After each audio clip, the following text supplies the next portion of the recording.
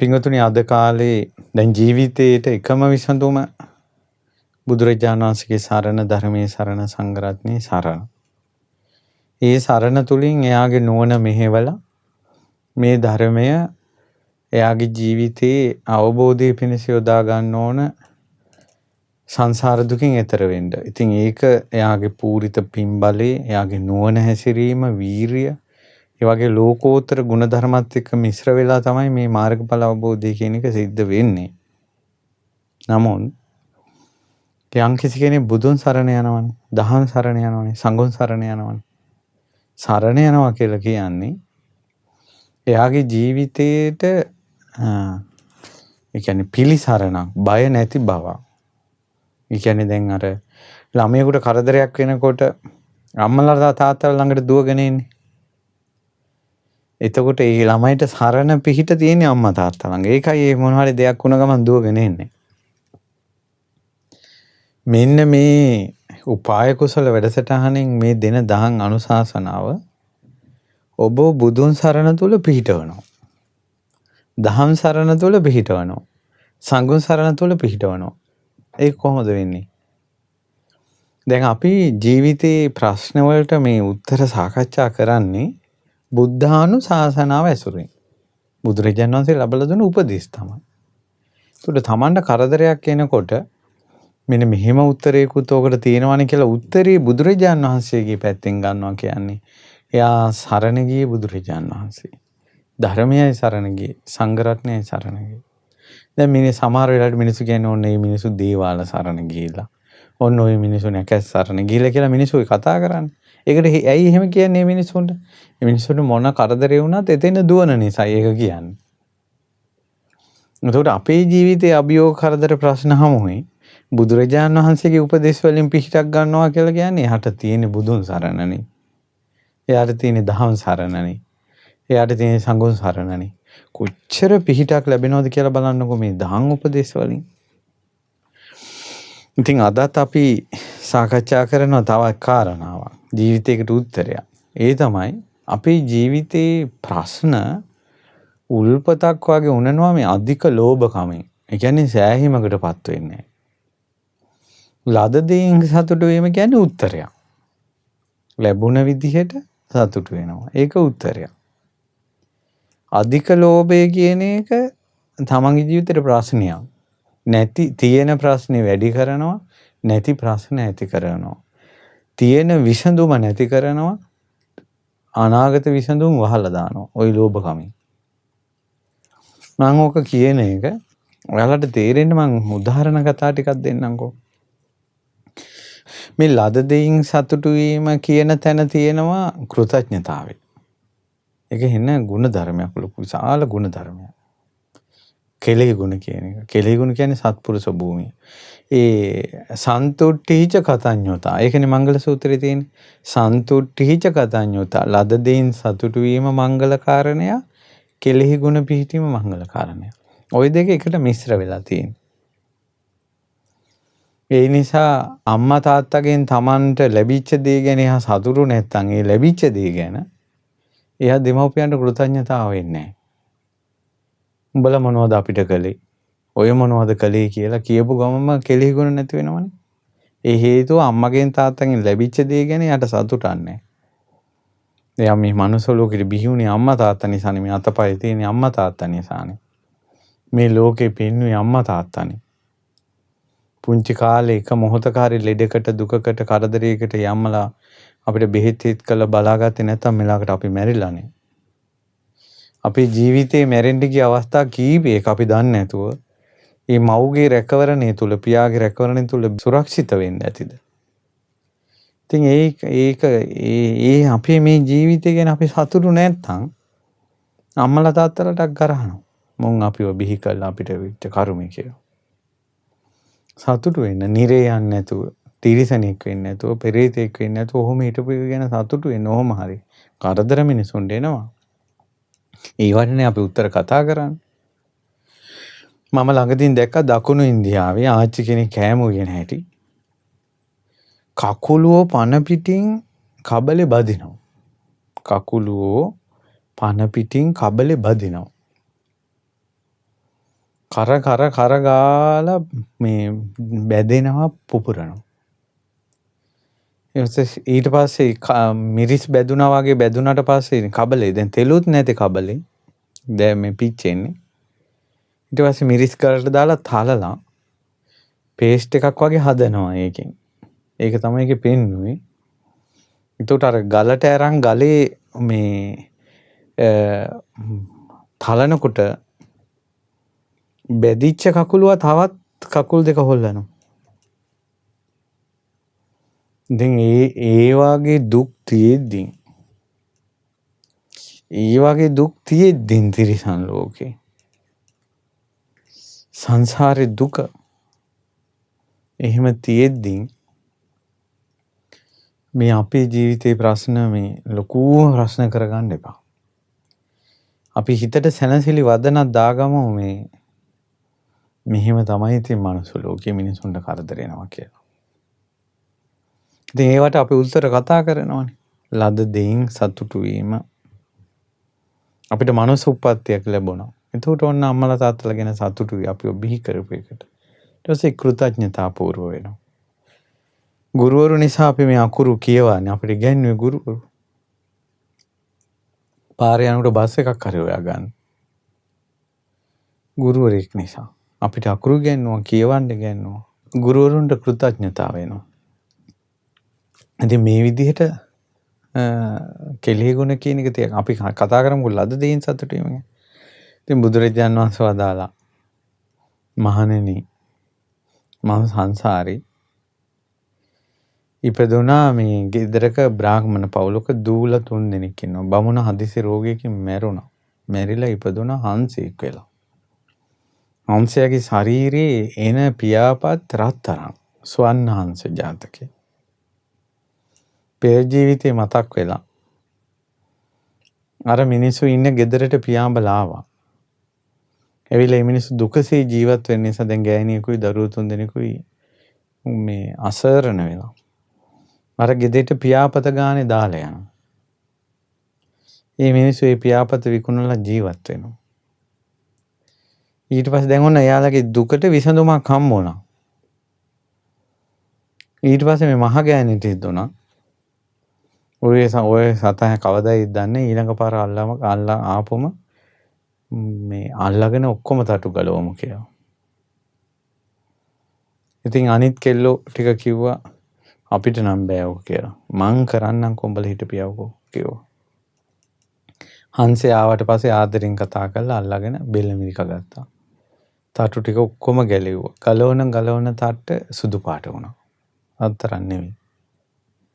කූඩේකින් වහලා තිබ්බා. දවස් ගානකට පස්සේ හංසයාට පියාපත ආයා ඔක්කොම සුදුයි රත්තරන් නෑ දැන්.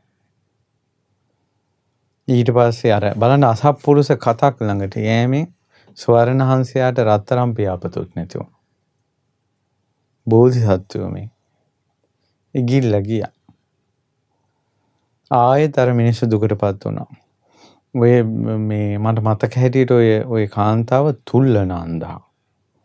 තුල්ලනන්දා ඒ කියන්නේ මහා කස්සප මහරහතන් වහන්සේට දොස් කියලා සිවුරු ඇරලා ගිය භික්ෂුණියක් හිටියා. අන්න ඇයට තමයි තුල්ලනන්ද. ඒ වගේ අසත්පුරුෂයොත් එක්කත් පෞල් කන්න සිද්ධ වුණා මහ බෝධිසත්වයන්ට සංසාරේ. බලන්න ජීවිතේට ලැබිච්ච විසඳුම නැති වුණේ මොකක් නිසාද? ලද දෙයින් සතුටු වුණේ නැහැ. අකෘතඥ වුණා. ඔක්කොම එකපාර ගන්න හැදුවා. මිනිසුන්ට මේ ඔක්කොම එකපාර බදා ගන්න ගිහිල්ලා තියෙන එකක් නැති වෙලා. නිසා ජීවිතේට විසඳුමක් කරගන්න ලැබෙන දේෙන් සතුටු වීම. දොඩංගේ ටිකක් වුණත් ඔක්කොම ටික එකපාර බදා ගත්තට පස්සේ එක ගෙඩියක්වත් ගන්න බෑ. එක එක ගත්තොත් පුළුවන්. ඉතින් ඒ නිසා ඔය ඉස්සර නරියෙක් යනකොට කාන්තාරේ මිනිසෙක් මැරිලා. ඒ මිනිසයා මැරිලා තියෙන්නේ කාන්තාරේ කියන්නේ කැලියක හරි වැද්දෙක් ඌරෙක් පන්නගෙන ගිහලා. ඒ ඌරට විදලා. ඊතල් පාර කාපු ඌරා ආපස්සට හැරිලා මිනිසයාට ගැහුවා. දැන් මිනිසයාත් මැරිලා ඉන්නවා ඌරත් මැරිලා ඉන්නවා.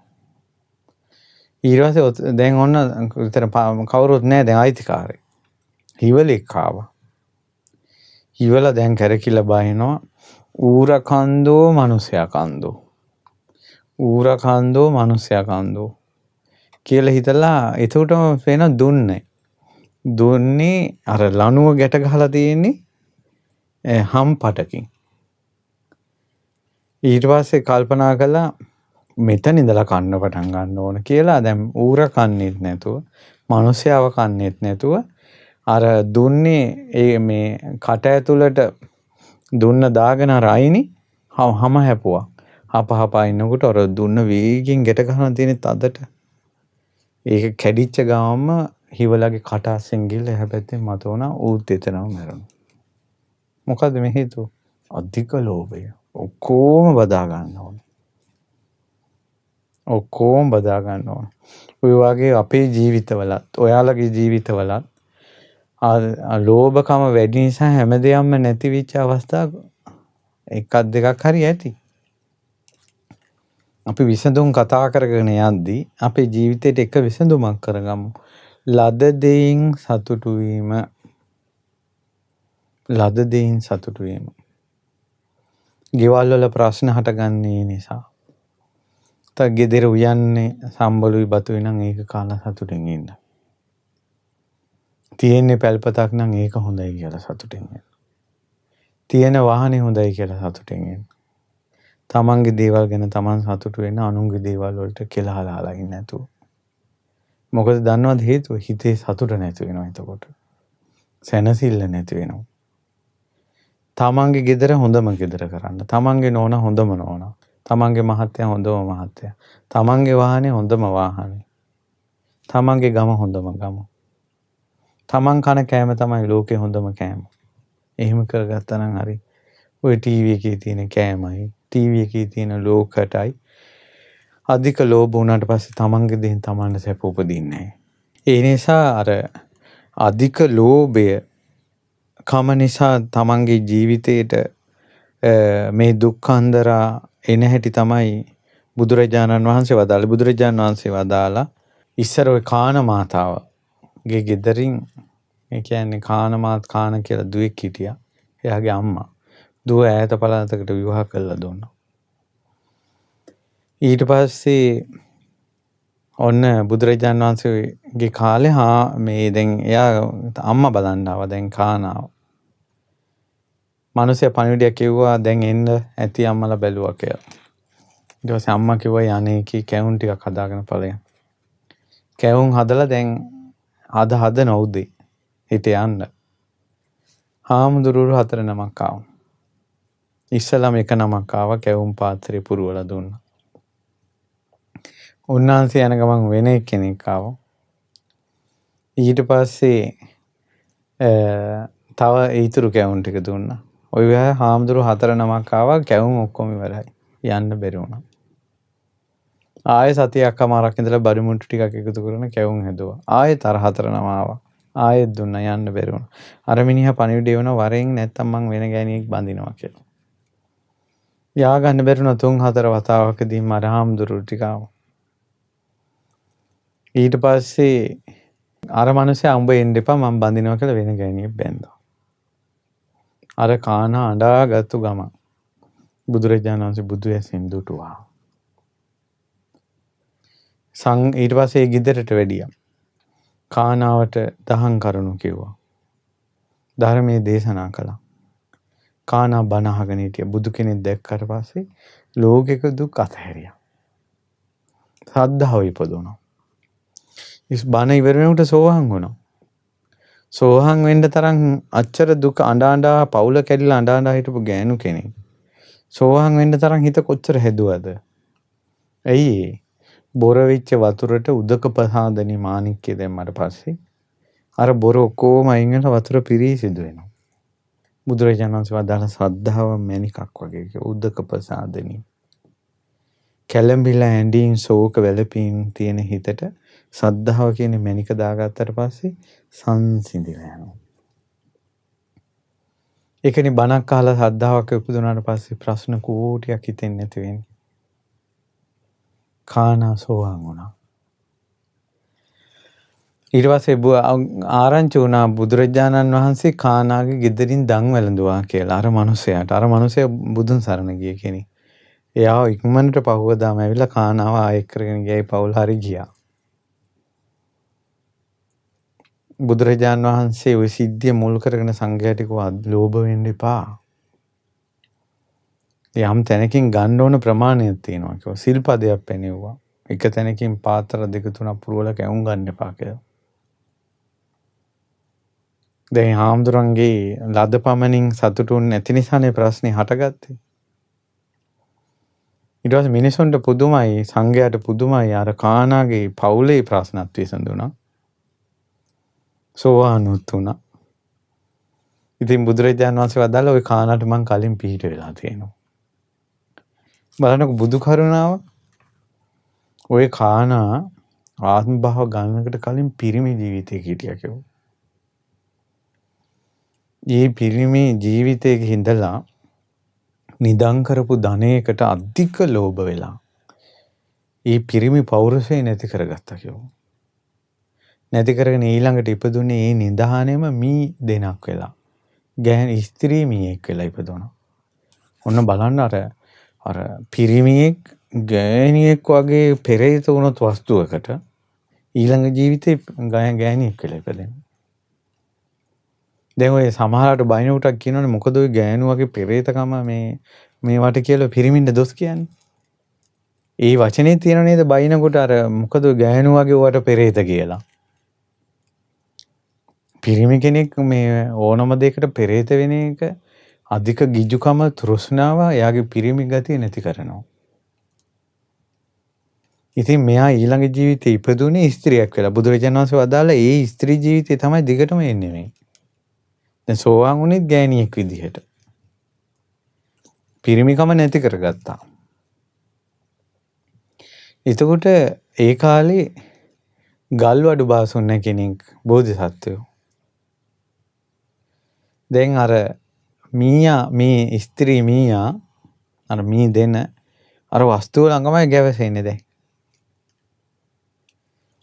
ඒකනේ ඔය ගෙවල් වල වළම් පිඟන් වලට ගේට ආසා මිනිසු කියනවනේ ඔය ගෙවල් වල මීයෝ වෙලා හිම ඉපදෙන්නේ. ගැරන්ටි වෙලා. වළම් පිඟානේ ගේ දොර කුසිය ඔය ළඟින්නේ. එහෙම තියෙන ඉස්සර පොත්වල. ඔය ගෙවල් වලට වළම් පිඟන් වලට ගෙදර අතහැර ගන්න බැරුව පෙරේත වෙලා කියනවා. ඒ ආත්ම භාව කියන ඔය ඉපදින්නේ තිරිසන් වෙලා. ලෝභකම ඊට පස්සේ දැන් ඔන්න අර ස්ත්‍රී මීයා ඔය ගල්වඩුව වැඩ කරන තැනින් තමයි යන්නේ ඈත පඳුරු ආසේ. මොකද්ද දෙයකට අර මේ මිනිස්සයා හොඳ මිනිස්සෙක් කියන බය නැති වුණා. ඉතින් ළඟට එනවා. අර මීයා වඩු වැඩ කරන තැන ළඟට එනවා ඉතින්. ගල් වැඩ කරන කෙනාට මීයක් ආවා කියන එක ප්‍රශ්නයක් නෙවෙයිනේ. මොන රෙදි මහන තැනකට මීයක් ආවන ප්‍රශ්නයක්. වී ගබඩාවකට මීයක් ආව ප්‍රශ්නයක්. ගල් වැඩ කරන තැනකට මීයක් කියන එක ප්‍රශ්නයක් නෑ. ඉතින් වඩු බාසුන්නේදී කිසිම ප්‍රශ්නයක් නෑ මීයක් කියන එක. ආවට පස්සේ පැටියෝ කියලා මේ හොරතලින් කතා කරනවා. අර මීයා ළඟට ඇවිල්ලා කිව්වා ඔයා මට උදව්වක් කරනවා. ඊට පස්සේ ඒක මොකද්ද කියලා. මංගාව ධනෙ තියෙනවා. මං කහවණුවක් දෙන්න. මට මස් කෑල්ලක් දීලා ඉතුරු ටික ඔයා ගන්න. හා කියලා කිව්වා. ඉතින් හැමදාම අර මේ ස්ත්‍රී මීයා අර නිදානෙන් ගේනවා කහවණුව. ඊට පස්සේ ගෙනල්ලා මේ අර ගල්වඩුව ළඟ තියෙන ගල්වඩුව එකේ මස් කෑල්ලක් මෙයාට දෙනවා. මේක අරන් මෙයා යනවා. ඊටු සල්ලි ගන්නවා එයා. දැන් මහා බෝධිසත්වයන්ට අධික ලෝභේ නෑනේ. මහා බෝධිසත්වයෝ අර යන මීයා යන පාර දිගේ ගිහිල්ලා ওই නිදාන එකපාර ගන්න ඕනේ. ඒවා හිතට ආවෙම නෑ වඩු බාසොන්නට. හැමදාම කහවණුව මීයා කටින් ගේනවා. දවසක් ওই මස් කෑල්ල අරගෙන යනකොට පූසෙක් පැන්න මෙයාගේ ඉස්සරහට. මීයා කිව්වනේ මාව බේරන්න මේ මස් කෑල්ලේ භාගයක් දෙන්න. ඔන්න පූසා මස් කෑල්ලෙන් භාගයක් ගත්තා. මෙයා පැනලා ගියා. දැන් හැමදාම අර පූසා එනවා තෙන්න. ඒකට හැමදාම භාගෙ දෙනවා. ඒ වගේ මස් කෑලි මේ පූසෝ 4 දිනකට මේ මීයා වුණා. ඒ 4 දිනාටම කිව්වා දැන් ගෙනියන මස් කෑල්ල කෑලි 4කට කඩලා 5කට කඩලා පූසෝ 4 දෙනාටත් දීලා මීයාත් කනවා. දැන් මීයාට චුට්ටයි තියෙන්නේ. මීයා කෙට්ටු වුණා. දවසක් වඩු බාසුන් ඇහුවා මොකෝ මේ? ඊට පස්සේ කොහොම මට මෙහෙම කරදරයක්. උඹට උන්ගෙන් බේරෙන්න ඕනද කියලා ඇහුවා. ඔව් කිව්වා. එහෙනම් හිටපන් කියලා පළඟු ගලක් අරගෙන මීයාට ඇතුලෙන් රිංගලා ඒක ඇතුළට යන්න පුළුවන් විදිහේ ගුහාවක් හැදුවා. පළඟු ගල කියන්නේ වීදුරු වගේ. එතකොට මේ පූසාගේ දෘෂ්ටියත් එක්ක අර වීදුරුවේ සීමාව පරිසරයේ මේ දෙක වෙන් කරගන්න අමාරුයිලු. දැන් අපිට පේනවනේ වීදුරුවක දැන් මේකේ වීදුරු රවුම තියෙනවා කියලා. පූසාගේ දෘෂ්ටි කෝණයත් එක්ක ඒ රවුම පේන්නේ ස්වභාවිකවම පේන්නේ සමස්තයක් විදිහට. එයා ඉවෙන් තමයි පූසා දැනගන්නේ මෙතන මහට දෙයක් තියෙනවා කියලා. ඊට පස්සේ කිව්වා උඹ මේක අස්සට වෙලා හිටපන් කියලා. ඊට පස්සේ පූසෝ එන වෙලාවට. ඊට පස්සේ දැන් ඔන්න අර මීයා ගිහිල්ලා අර පූසෝ එන වෙලාවට අර ගුහා වාසයේ හිටියා. ගුහා වාසයේ හිටියට පස්සේ අර පූසෝ ටික ඇවිල්ලා කෝදියක් මස් කිව්වා. ඊට පස්සේ කිව්වා තොපිට දෙන්නේ ආයේ මම මස් කියලා. තෝ දැනගන් කියලා පූසා කුරුමානම් අල්ලලා පැන්න මීයා ගැඟට. මීයා ගැඟට කියලා පැන්නේ ගලකට. පූසෝ 4 දෙනාම ගලේ වැදිලා මැරුණා. මී කරදරෙත් ඉවරුණා. බුදුරජාණන් වහන්සේ වදාලා ওই කානා ස්ත්‍රියක් වෙලා ඉඳලා ওই කානාගේ මස් කෑලි ටික කාපු පූසෝ 4 දෙනා තමයි කිව්වා. අර ආන්දර 4 දෙනා. මේ ජීවිතෙත් ඒ ගෙදරින්ම ගන්න ඕන කියලා හිතෙනවා කිව්වා. බලන්නකො මේ සංසාරේ දේවල්. සංසාරේ දේවල්. බුදු කෙනෙක් මේවා දකින්නකොට කොච්චර බුදු කරුණාවක් උපදිනව ඇතිද? අපි අපේ ජීවිතේ දැන් ළමයි සමහරවල් දෙමව්පියන්ගේ සන්තකේම හුරලා ගන්නවා. ඉතින් සංසාරේ ප්‍රශ්න වෙන්නේ නැති. බිරිඳගේ දේවල් ඔක්කොම හුරා ගන්නවා මිනිස්සයා. මිනිසයාගේ දේවල් ඔක්කොම හුරා ගන්නවා බිරිඳ. සමහරට නෑ දැයෙක්. නමුත් තව මොකක් හරි හොර සම්බන්ධයක්. මේ වගේ ධනෙ අදිනවා. අර මිනිසයා නැති කරනවා. ඒතර මේවා සංසාරෙත් ඒවා. ඔය මිනිස්සු මොකක් හරි පිනකට බුද්ධ කාලේ ඉපදිලා මහාන වුණත් ඊට පස්සෙත් ඔන්න අර වගේ කේස් එනවා. ඉතින් මේක ඉවර යන්නේ. ඉතින් අර මේ ස්ත්‍රී මියා එදා ඉඳලා කහවණු 2 ගානේ ගෙනත් දෙනවා කියනවා. නිදානේ තිබ්බ සියලු කහවණු ගෙනලා දුන්නා කියන වඩු බාසොන්නට. ඉතින් මං කල්පනා කළේ ජාතක කතාව කියනකොට අර මීයක් වෙලා කහවණු ගෙනත් දුන්න එකටත් බුදුරජාන් වහන්සේ කෘතඥතාවය දුන්නානේ අර කානාවට සෝවාන් වෙන්න දහම් දෙසුවා. බෝධිසත්වෙක් ළඟ ගැවසෙනවා කියන එක හරි පුදුමයි. උතුම් අය ළඟ ගැවසෙනවා කියන එක හරි පුදුමයි. ඒක ලේසියෙන් කරන්න බෑ පින්වතුනි. ඒකයි කියන්නේ අද කාලේ බෝධිසත්වයෝ හොයාගන්න බෑ අපිට. අද අපිට තියෙන බුද්ධ වචනේට අවනත වීම. ඔය සමහර ළමයිගේ සමහර ගෙවල් වල ඒ වගේ දේවල් වලට අපි සමහර වෙලාවට උපදෙස් දෙනවනේ. සමහරලාට අපි උපදෙස් දුන්නාට එයාලා අපේ උපදෙසට වැඩිය වෙන කවුරුවක් කියන එක තමයි අහන්නේ. ඒ කියන්නේ එයාලා හුරු කරන්නේ හැම වෙලාවෙම කෙලෙස් සහිත අර තමාව අමාරුවේ වටන අයගේම උපදෙසට තමයි ආවනත වෙන්නේ. තමාව නිදහස් කරන සැනසෙල්ලට ගෙනියන අවවාදයට හිත නැවෙන්නේ නැහැ. ඒකට අපිට හිතන්න තියෙන්නේ මොකක්ද ඒකට? නිවනින් ඈතයි කියලා. ඒකට හිතන්න තියෙන්නේ පෞකාරයෝ කියන කතාව නෙවෙයි ඔතෙන් හරියන්නේ. ඔතෙන් හරියන්නේ නිවනින් ඈතයි කියලා. ඉතින් ඒ නිසා පින්වතුනි අර මම මේ කියන්න ගියේ දැන් ඒ අයට මේ ප්‍රශ්න ඔක්කොම මේ වුණේ හාමුදුරුවන්ට ලද දෙයින් සතුටු වෙන්න බැරි වුණා. තව ගත්තා. ඒ නිසා ඔයාලගේ ජීවිතෙත් අර තව අධික ලෝභකමට මේ කොටු වෙන්නේ නැතුව ලද දෙයින් සතුටු වෙන්න. බෙදා හදා ගන්න. ඊළඟට තමන්ගේ ජීවිතේ මේ ලැබුණ ඇති කියලා හිතන්න. උත්සාහයෙන් වීරියෙන් දියුණු වෙන්න. අර මොකද්ද නොපෙන මිරිඟුවක් පිටිපස්සේ වගේ හිතේ සිහින මවාගෙන දුවගෙන යන්න එපා. එහෙම වුණාට පස්සේ ජීවිතේ සැනසෙල්ල නැති වෙනවා. ඇයි මේ ඉන්න ටික කාලෙත් සැනසෙල්ල ජීවත් වෙන්නේ නැත්තේ? සමහර අයට දියුණු වෙන්න ඕන කියලා වෙළඳ ව්‍යාපාර ඒවා මත්තෙම නැහෙනවා. ඇත්තට මේ මිනිස්සු දියුණු වෙනවා. නමුත් රස්නියෙන් බත් ටිකක් කන්න වෙලාවක් නැහැ. 3 වේලට බත් ටිකක් ගන්න නැහැ. පාන් කෑල්ලක් අරගෙන යම වාහනේ යන ගමන් කකා යන්න. අර පාඩුවේ විවේකයෙන් ඉඳගෙන කන්න බොන්න නැහැ. ගමනක් බිමනක් යන්න නැහැ. ළමයි තමන්ගේ නෝනා ළමයි ටිකත් එක්ක එකතු වෙලා ගමනක් බිමනක් ගිහිල්ලා කෑම බීම ටිකක් කාලා උත්සවයකට ගිහිල්ලා අර නිදහස සැනසෙල්ල සතුට භුක්ති විඳිනවා කියන එක අඩුයි.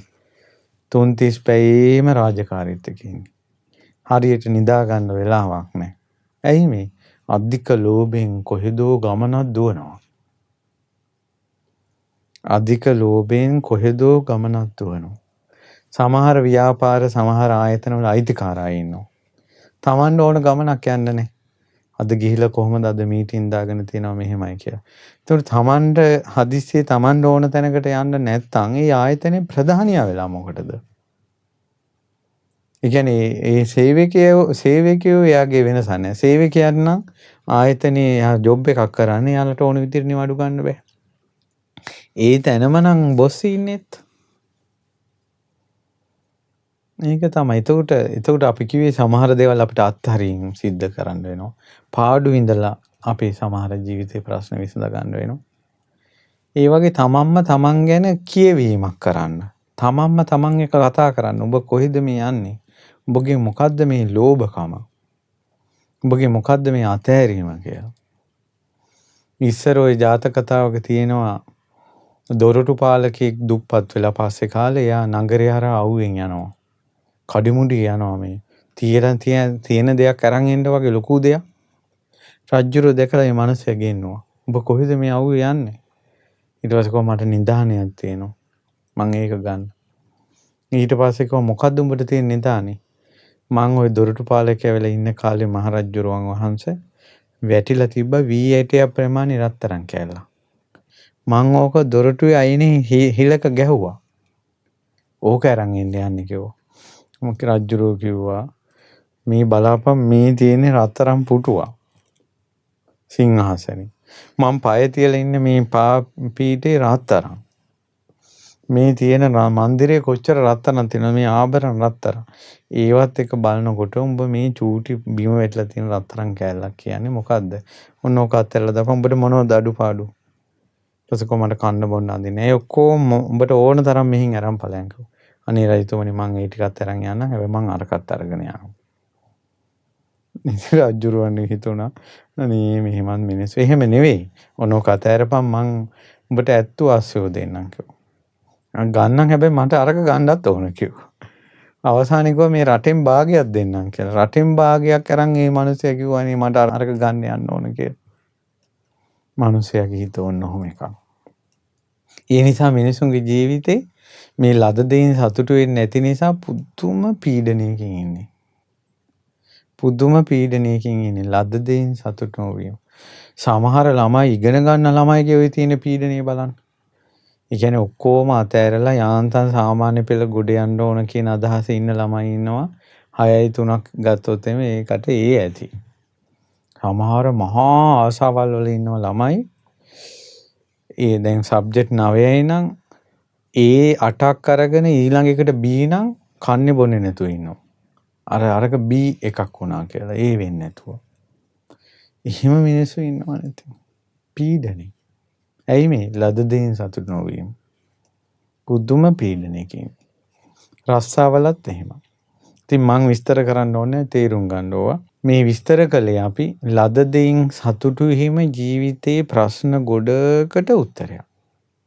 ඉතින් ඒ උත්තරේ ඔයාලගේ ජීවිතයට එකතු කරගන්න තව විස්තර ඉතින් ඔයාලට මේ ඉදිරියට දහම් අනුශාසනාවට මුහුණ දෙනකොට ඉගෙන ගන්න පුළුවන් වෙලාවේ හැටියට තමයි ඔය කරුණු කාරණා ටික කිව්වේ.